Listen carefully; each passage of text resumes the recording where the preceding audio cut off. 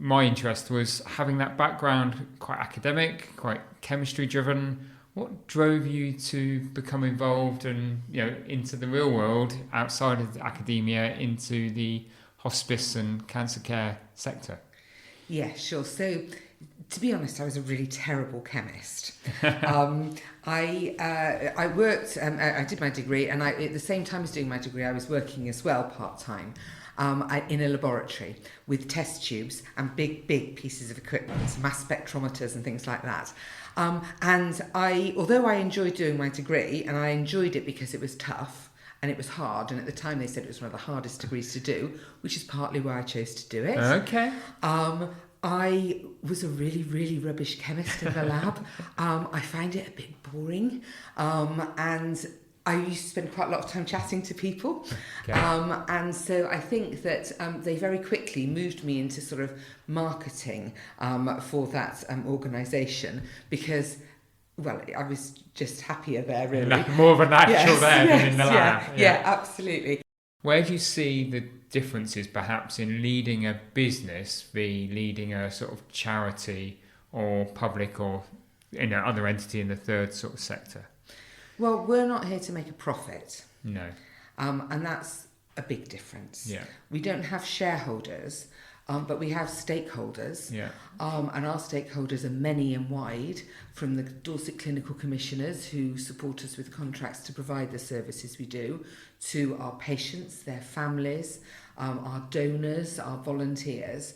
I think that the concept of keeping those stakeholders involved, engaged and informed is not dissimilar to running a for-profit organisation.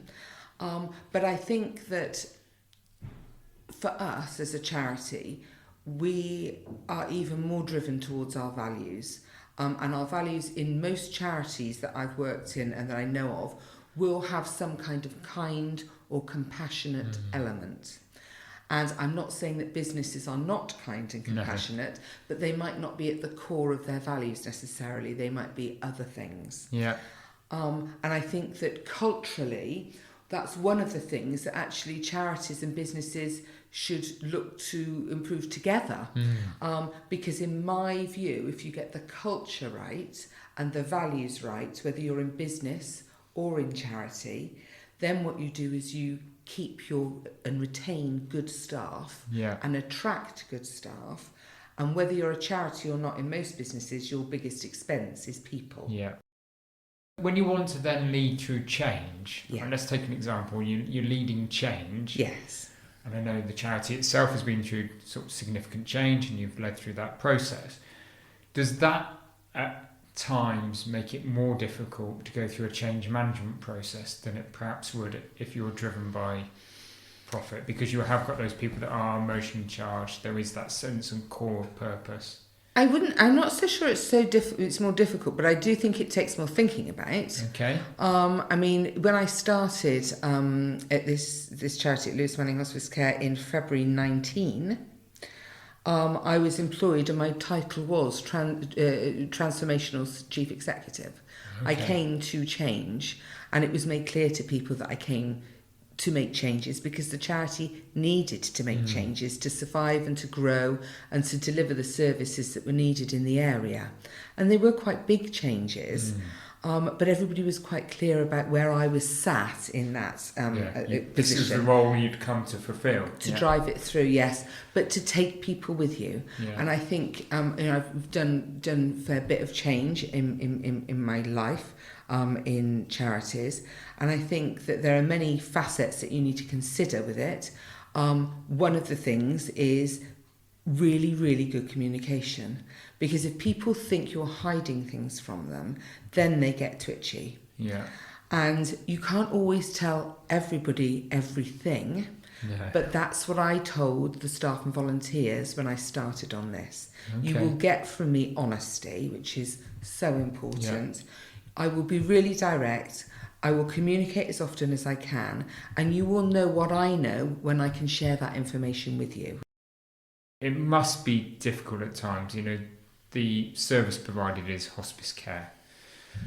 And we've all lost people or know people that have, passed away through cancer, and other illnesses and needed the support of a hospice in that process. So what is the hardest thing about working within the sort of hospice care sector? And what's the thing you enjoy the most? I think the hardest thing is time, because our nurses have to have the time to spend with patients. Our counsellors have to have the time to spend with patients, as do our specialist physiotherapists. And there is always a lack of time in anyone's world, whether you're in business or in charity. And certainly for me, I feel time challenged a lot, because there's so much that we could do. And there are so many gaps out there. And for us, it's working in partnership and collaboration with the other hospices in the area and with the NHS and with Dorset Healthcare to make sure that the time that we are spending is the best time. We are giving the most that we can to the people who need us most. And that's the bit that keeps me awake at night, really. Could we do more? Could we do more? Could we do more? Sometimes I feel that if there were 2 of me or 3 fundraisers more or more nurses or whatever, we'd be able to do more, but there's not enough money to do that. So it's a balance. The thing I love about working in the charity sector, and I mean love because if I didn't love it, I would do something else, is that every day is different. I've been doing this now since I was 24 and I'm 52. And I've never had a day that's been the same, ever. And the most brilliant moments are when I was just 3 weeks ago, I was out in the car park talking to somebody, and I saw a lady sat in the car. And I said to her, "Are you okay? Are you waiting for someone?" And she said, "Yes, I am. I'm waiting for my husband, who's a cancer patient, who's having lymphedema treatment in your clinic." And I said, "Oh, can I get you a cup of tea or something?" And she said, "Actually, that would be lovely. It was quite a warm day." So I went in, made her a cup of tea, brought it back out to her in her car, and I said to her, how are things? And she said, "It's wonderful what you're doing for my husband. I can't tell you what a difference it's made to him, especially the fact that you've been able to continue helping him even through the pandemic. And last week he was able to put his wedding ring back on, which was the first time he'd done that in over a year after his cancer treatment." And that, to me, made my day. So what is your definition of success, Claire? To be happy. It comes back to having fun again and just be happy. Be happy, be around kind people. Let's face it, we have, if we're lucky, 80 years on the planet, don't we? Yeah. And I don't want to spend those 80 years being sad. And I'm not being flippant when I talk about having fun. I'm talking about spending time with people I love. Yeah. And building really good relationships and friendships and doing something that matters to other people. That's what makes me happy. That would make me feel successful. So I was at a funeral on Friday, and it was a real toughie because it was somebody that I cared about very much. And towards the end of the funeral, one of the people taking the funeral said, "She was a blessing." And I thought about that all weekend. And I thought, actually, do you know what? What a tribute to a human being.